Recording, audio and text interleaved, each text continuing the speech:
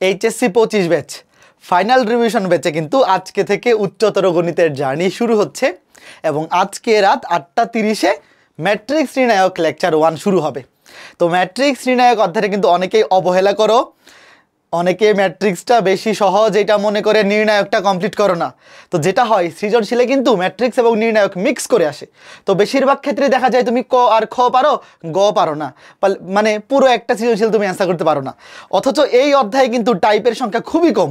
তুমি যদি এফআরবি ব্যাচের 2টা ক্লাস, আমরা 2টা ক্লাসে এফআরবি ব্যাচে এই অধ্যায়টা কমপ্লিট করব, শুধুমাত্র 2টা ক্লাস কমপ্লিট করো ভাইয়া, বিগত বছরে যতগুলা টাইপ থেকে সৃজনশীল প্রশ্ন এবং এমসিকিউ প্রশ্ন আসছে সবগুলা ক্লাসেই কভার হয়ে যাবে। এবং তুমি বিশ্বাস করবা কিনা যে ম্যাট্রিক্স নির্ণায়ক অধ্যায় থেকে কিন্তু এইচএসসি পরীক্ষায় 2টা সৃজনশীল এবং 4 থেকে 5টা এমসিকিউ আসে। মানে হায়ার ম্যাথ ফার্স্ট পেপারে যে 6টা অধ্যায় আছে, সেই 6টা অধ্যায় থেকে তুমি যদি জিজ্ঞেস করো ভাইয়া কোন অধ্যায় থেকে প্রশ্ন সবচেয়ে বেশি আসে, উত্তর হচ্ছে ম্যাট্রিক্স নির্ণায়ক। বিশ্বাস করতে পারো তুমি?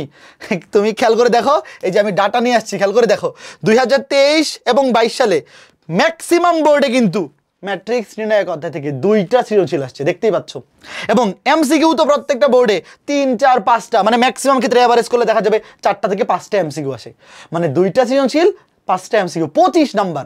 হায়ার ম্যাথে ভাইয়া পরীক্ষা হয় 75 নাম্বারে, তার মধ্যে তুমি যদি 56-57 উঠাইতে পারো তাইলে জিপিএ 5 মানে 80 উঠে যায়। কারণ প্র্যাকটিক্যালে 23-24 পাওয়া যায়, বা তুমি আরো বেশি ধরলা, ধরো যে 60, 75-এ 60 তুলতে পারলে জিপিএ 5। তো ভাইয়া শুধু ম্যাট্রিক্স নির্ণায়ক অধ্যায়টা ভালো মতো কভার করলে কিন্তু 25 তুলে ফেলা পসিবল।